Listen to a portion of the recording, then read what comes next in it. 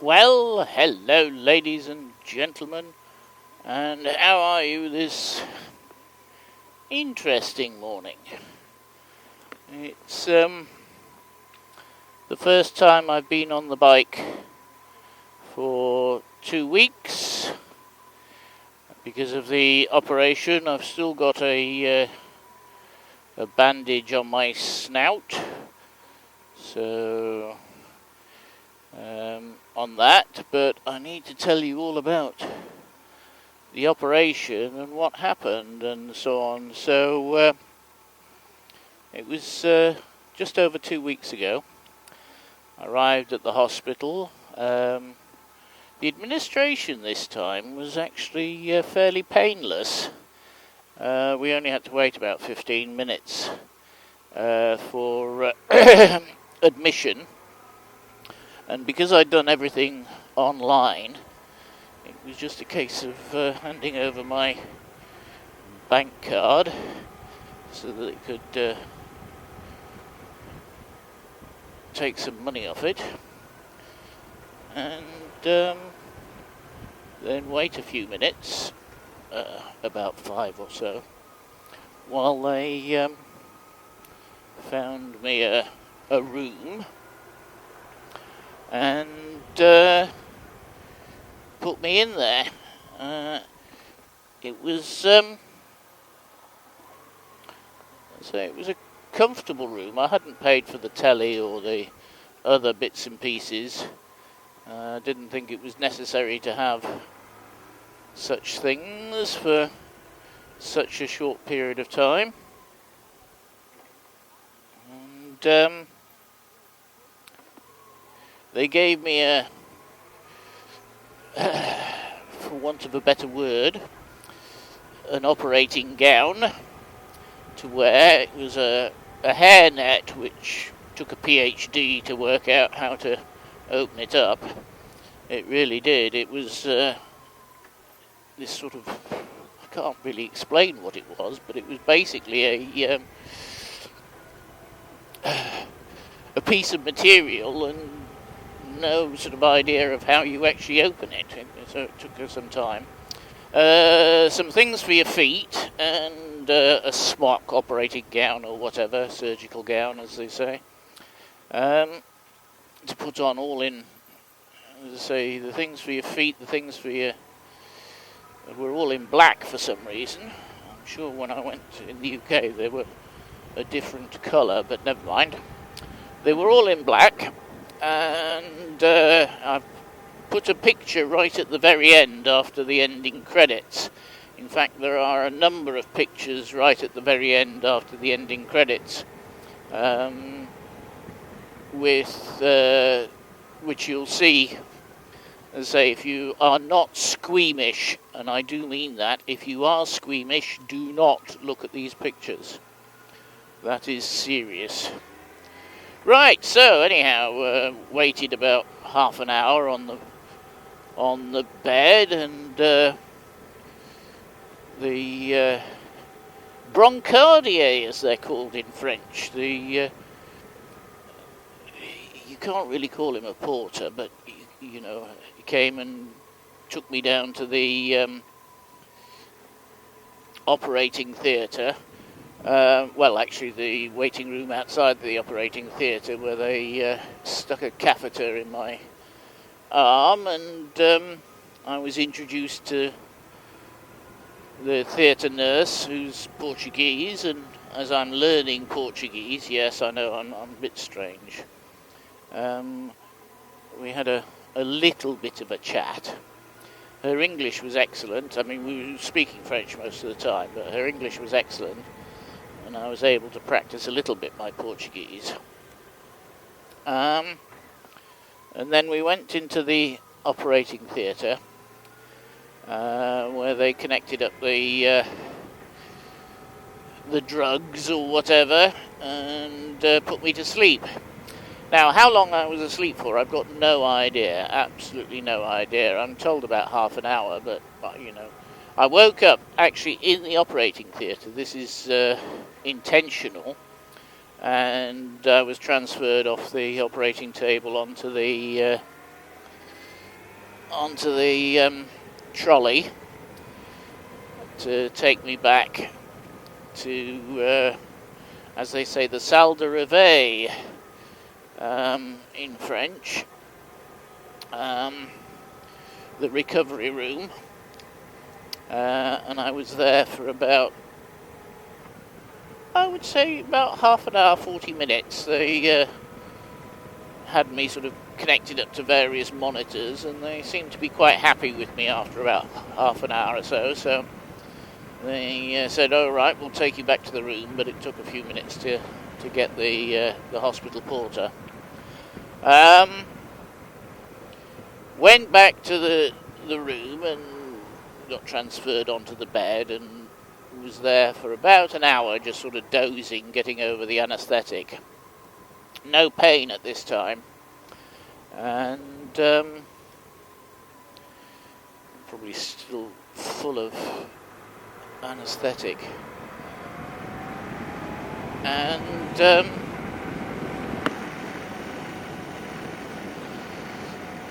they brought me round something to eat and drink, which was probably the wrong thing, actually, because I had to actually open my mouth quite wide, and I think I might have actually done some damage at that point, but we'll come to that later, to the stitches and the glue, because some of it's stitched and some of it's glued. Again, I'll come back later.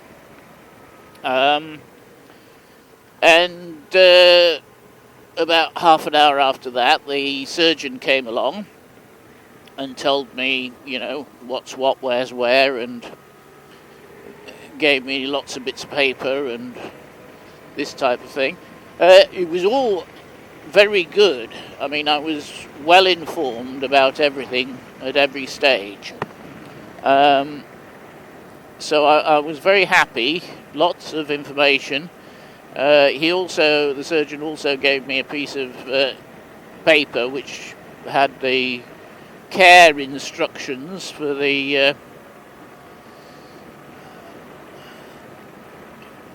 where I'd been cut open, and what to do and how to do it and that type of thing.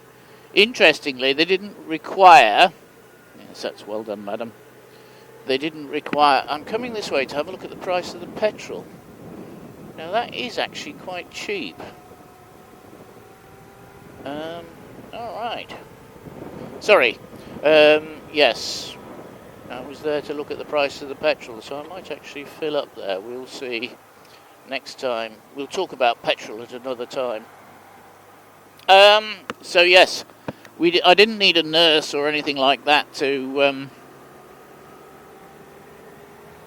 open me up, to clean the operation or anything like that, the wound. It wasn't required. I could self-administer, which is what I've been doing, following the instructions. And so we got home about 8 o'clock at night, and I went to bed. I decided it was probably a good idea. Not sure where I'm going to go. I think I'll go this way. Yeah. And about 1 o'clock in the morning, woke up and with blood on my face. I did actually have a rather large bandage on my face, covering most of the right side of my face. So I got up and got rid of some of the blood and went back to bed, thinking nothing of it, and woke up again about 3 o'clock in the morning, much more blood on my face. This time the bandage was absolutely sopping wet. So I spent some time dealing with that before we went to emergency at about 6 o'clock in the morning. By this time the bandage was, and I mean this is a big bandage, was absolutely full of blood. I mean you there's a picture of it at the end. Don't look at it if you are squeamish. seriously, don't look at it if you are squeamish.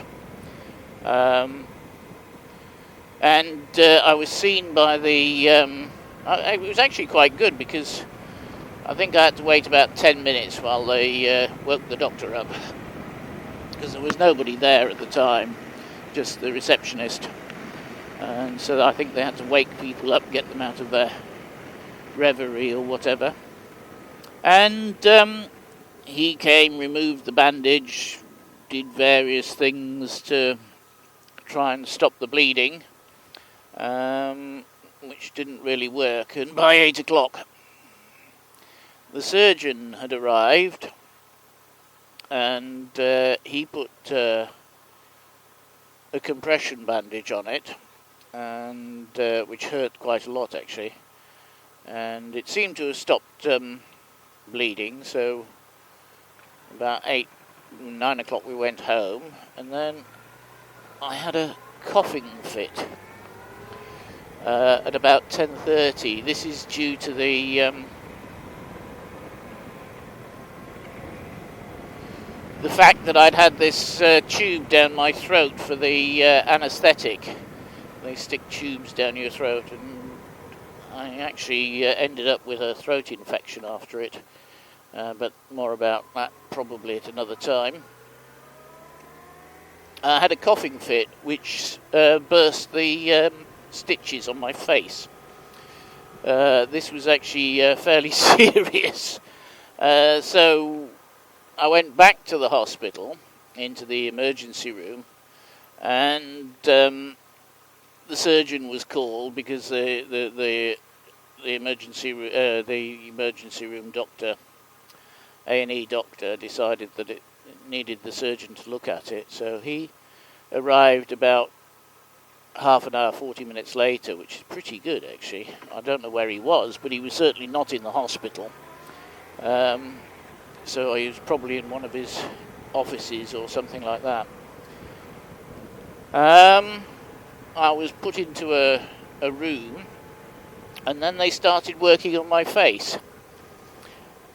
The long story short, it took 8 hours, I kid you not, before I got sent home.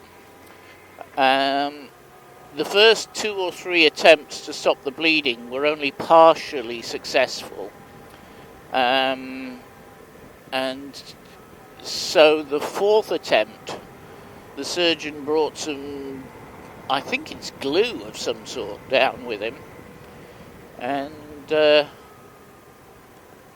filled my face full of glue. And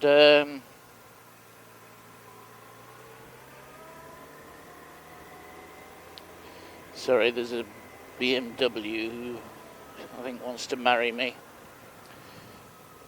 The first one of those was, again, sort of partially successful. By this time, most of the bleeding had stopped. And it was still bleeding, so about 40 minutes later, he was back down again. More glue and more compression. Now, what they were doing to my face, I was actually quite terrified. I thought they would be ripping my face off, because they were putting these very compressive bandages on. And it's actually left severe bruising in my eye, and although part of the problem with my eye was the blood flowing into it from the hemorrhage, and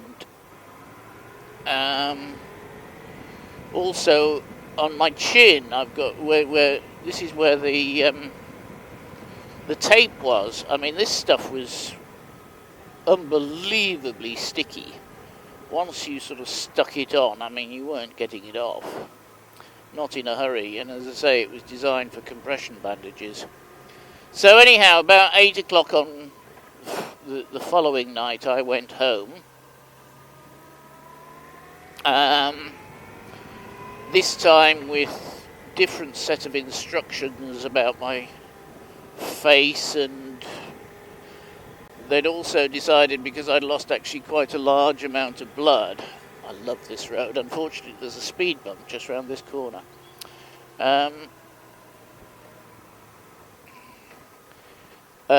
They decided that I was going to have, and the fact that I couldn't wear a helmet or anything like that, this time they gave me a sick note for 2 weeks, whereas previously I didn't have a sick note. I was just told you could work from home, but not stick a helmet on or not drive or whatever for 4 or 5 days, which, I mean, you know, my boss was quite happy with. When I actually gave them the sick note for two weeks, they weren't too happy with that one. Never mind. Anyhow, so yeah, so I spent the weekend with this compression bandage on, my nose bent over to the right hand side. Really, it was really quite uncomfortable actually, but it wasn't painful. I was only on paracetamol. I did have stronger drugs if I needed it, if I needed them, sorry, but I didn't actually, and it took about 3 or 4 days of paracetamol before I started not to need it at all. As I say, and once the compression bandages came off,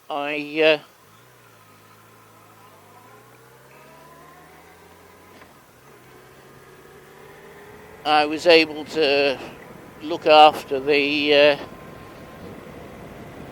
wound myself, and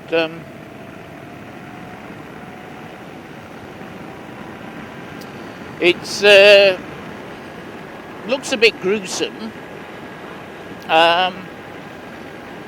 but it's not really. It's not a problem. My face is a little bit tight, a little bit numb.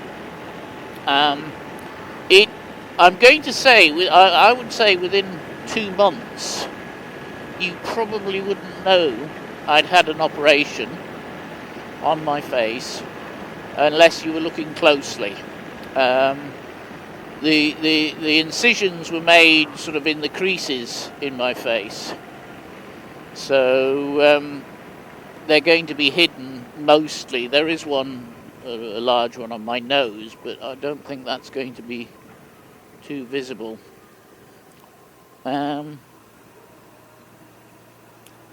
So that's that. I wasn't, as I say, I wasn't able to do anything for a couple of weeks, and this is literally the first time I've been on the bike for over 2 weeks. On that, it's it was a case of the helmet was the main problem.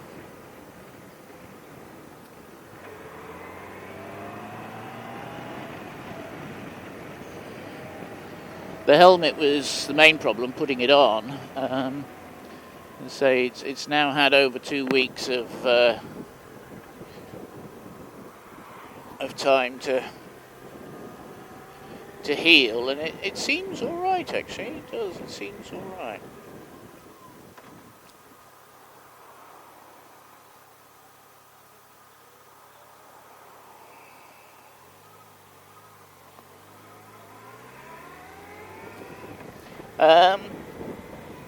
On that, and so yes.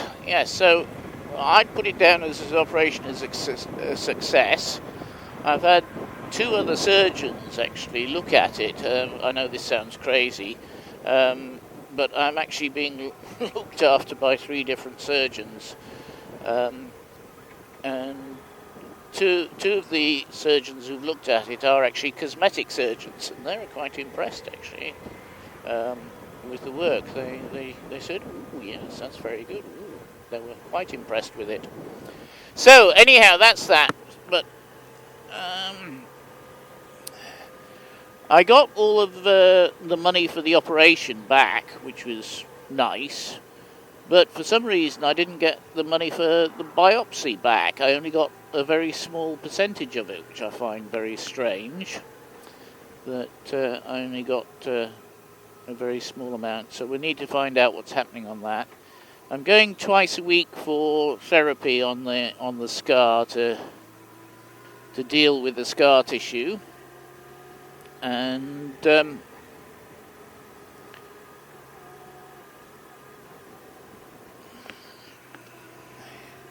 that finishes the end of this coming week, so I've got 2 more sessions on that.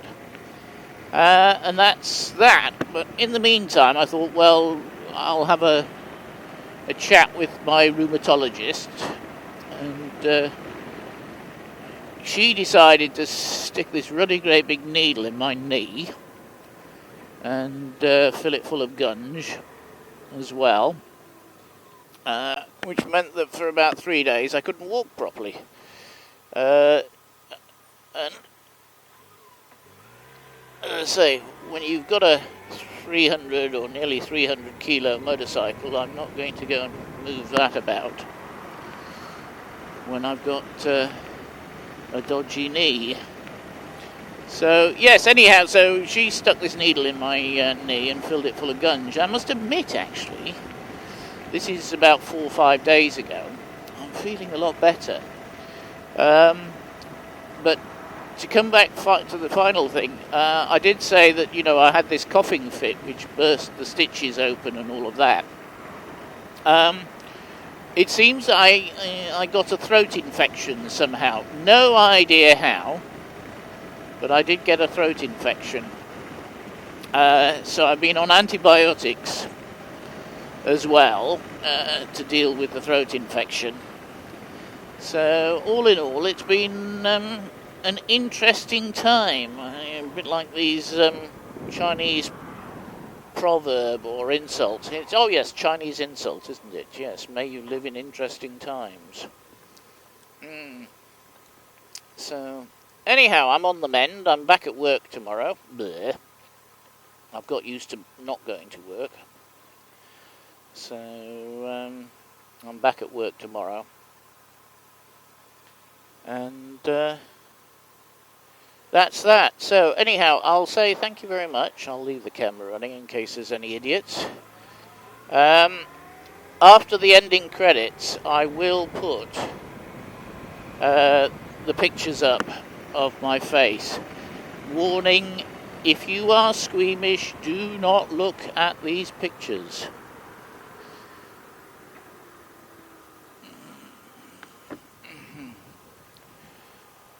Thank you very much for watching. Please like, comment, share and subscribe, and I'll see you next time.